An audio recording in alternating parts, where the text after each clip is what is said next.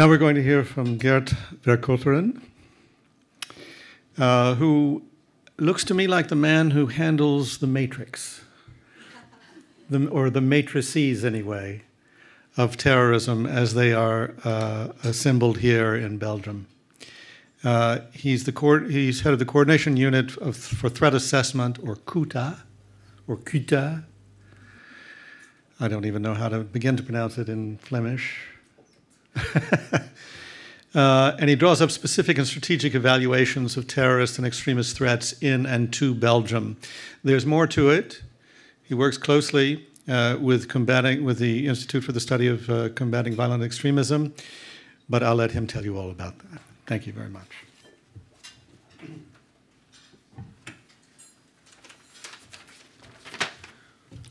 Good afternoon, ladies and gentlemen. It's always difficult to speak after the star of the day, so I hope I can still grab your attention, especially after this impressive testimony I think we just saw.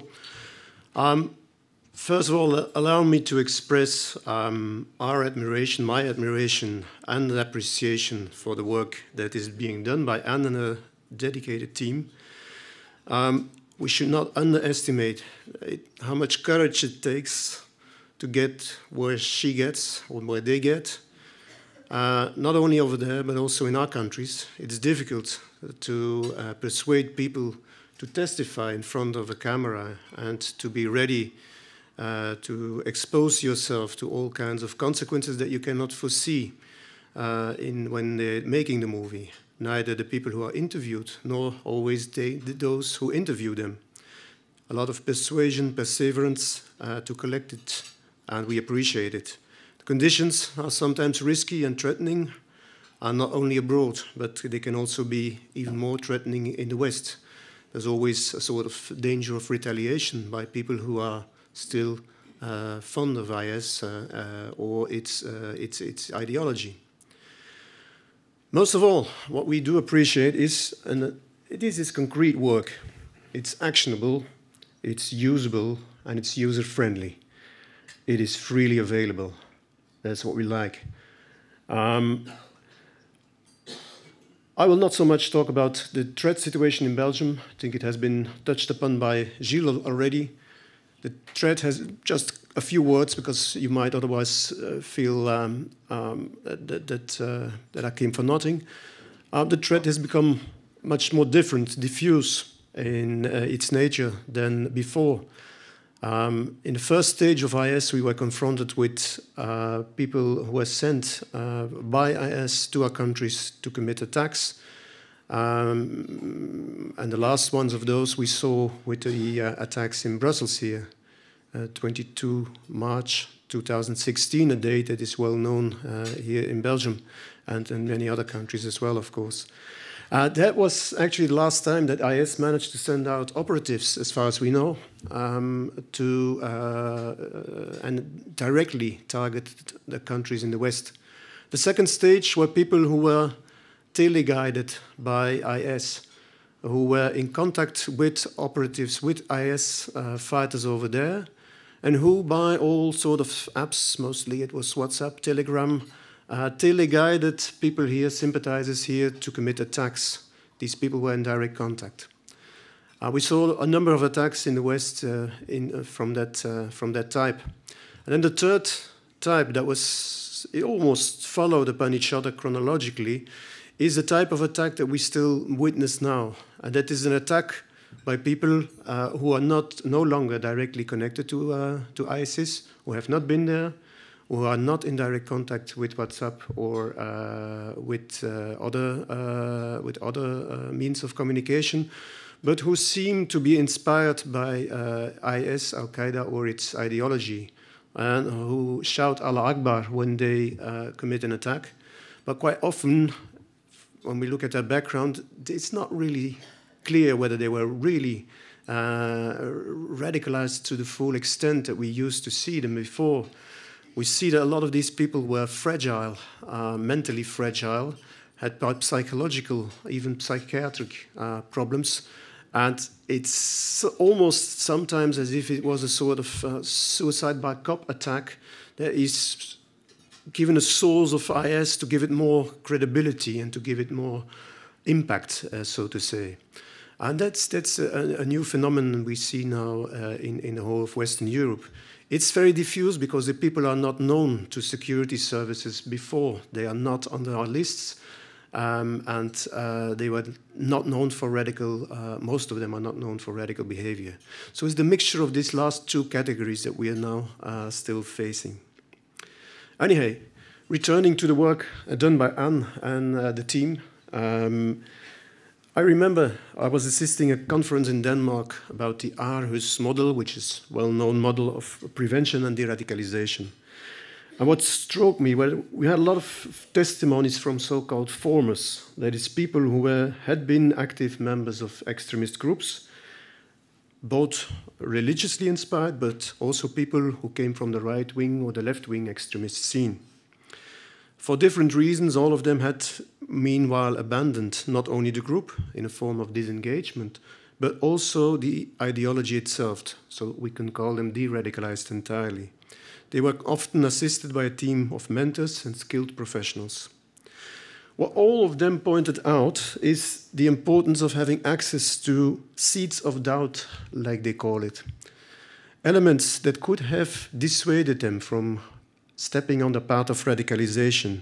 And they were all very sad that they did not have access to the seeds of doubt in the early stages of their radicalization process. And I think that brings me to a couple of very main strengths of the work of Anne and her team. They work with formers in it somehow. Not all of them are formers, some are still in it, but all of them have been disengaged. They are no longer part physically of the group. And that makes that these people very accessible for the target audience. Why? Because they have street credibility. They've been there, they've done it. Second main strength, the fact is that the interviews are widely available, and I cannot stress it enough. They are professionally targeted, marketed, so that indeed people who are looking on the internet to know more about IS stand indeed a good chance to encounter the movies and actually see them because they are made in the same fashion as IS videos. I think it's a clever move.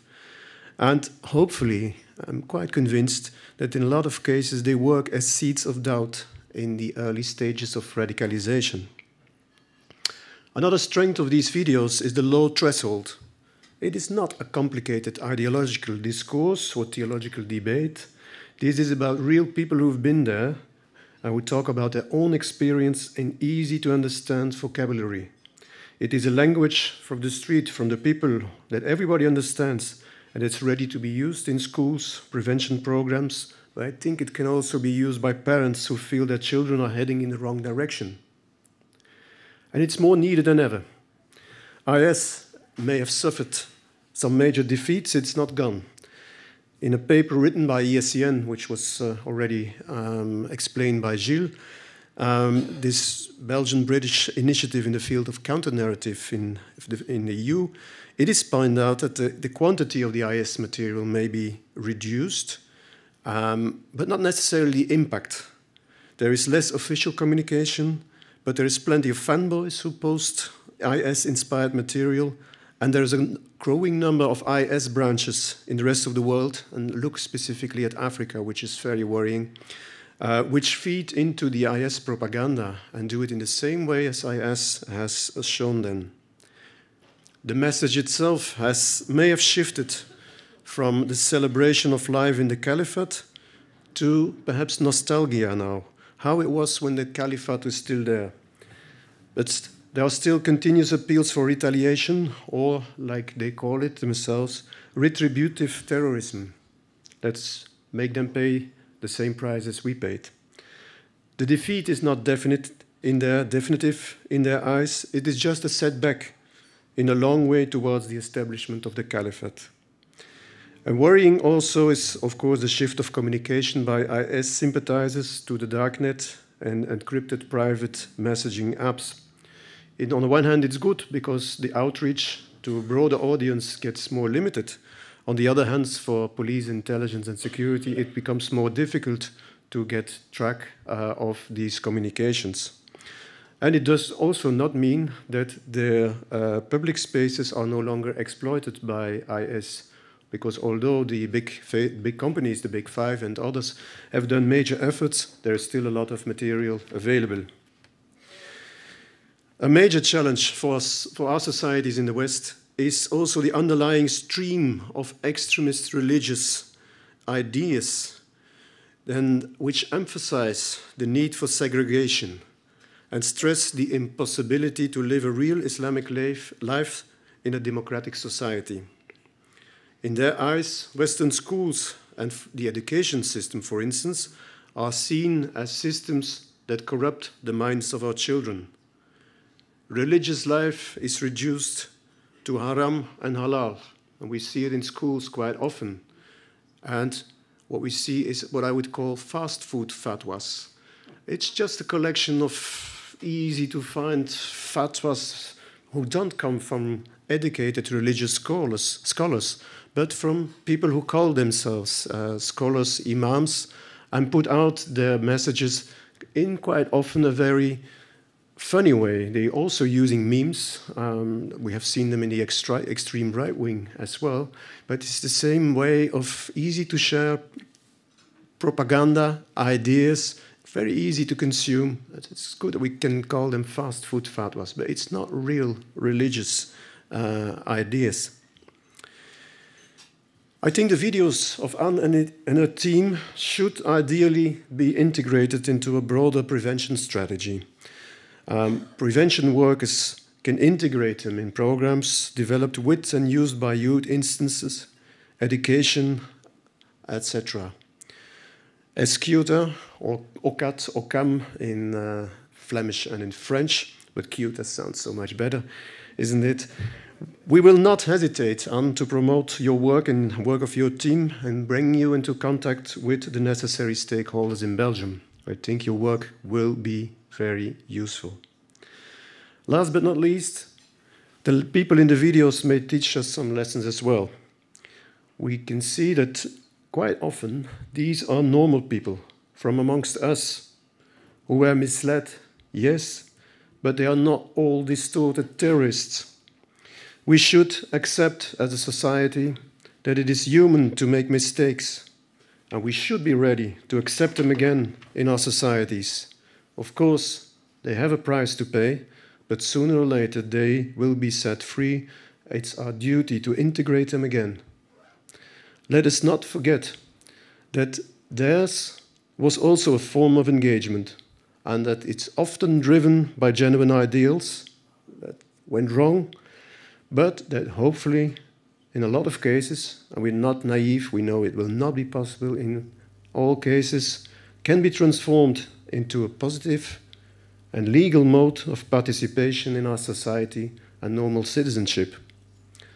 So, that's a hope we cherish, and with these hopeful words, I would like to conclude. And perhaps Anne asked me also to introduce a next video, which is a video by a young lady, Laura Passoni, and I believe I was told she was also present. But anyway, that's the video that Anne and her team made of her. Thank you very much for your attention. C'était mon premier amour, je l'aimais très très fort. Et quand il est parti avec une autre et qui m'a abandonnée et qui m'a laissé tomber, j'ai commencé à être très très très dépressif. Et puis à cette époque-là, je me suis dit qu'il y a que la religion qui pourra me sauver. Et de là, en fait, j'ai voulu refaire un deuxième compte Facebook, plus religieux, pour pouvoir communiquer avec des personnes religieuses. C'est là que j'ai connu ce recruteur qui m'a rajouté de Facebook. Il a dit que les femmes, en fait, à ce moment-là, pour être infirmières, aider les orphelins et qu'on avait un statut et que les femmes étaient considérées comme précieuses. Nous, femmes, d'aller rejoindre pour avoir le paradis. Que j'aurais une villa, que j'aurais des chevaux, que j'aurais tout ce que je voulais, en fait. Il disait ça, qu'on serait riche avec des diamants. Il m'a vendu vraiment du rêve et tout ce que je voulais, il me disait que je l'aurais en série. Donc nous, on a fait une croisière Et cette croisière, en fait, elle s'arrêtait en Turquie. Donc nous, on est descendus du bateau à Izmir. Puis on a fait Izmir, Adana, Gaziantep. Et à Gaziantep, il y a les passeurs de l'État islamique qui nous ont pris pour pouvoir passer en Syrie. Moi, je voulais juste une chose, c'est aller en Syrie et retrouver, entre guillemets, mes nouveaux frères et sœurs. Oui, le recruteur m'a mis beaucoup de haine, même envers mes parents, la société et tout ça. Donc pour moi, la Belgique, c'était une page tournée et que ma vie, c'était en Syrie.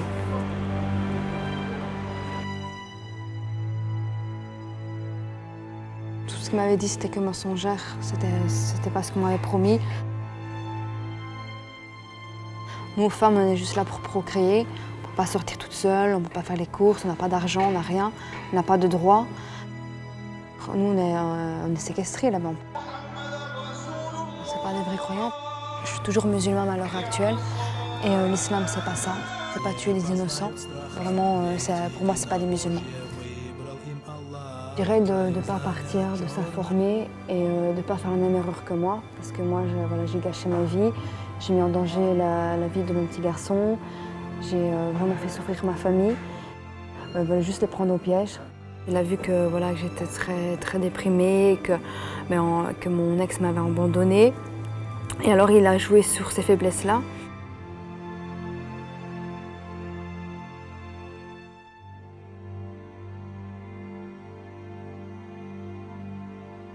Donc ils essayent de vendre du rêve pour qu'on puisse aller les rejoindre, tout simplement.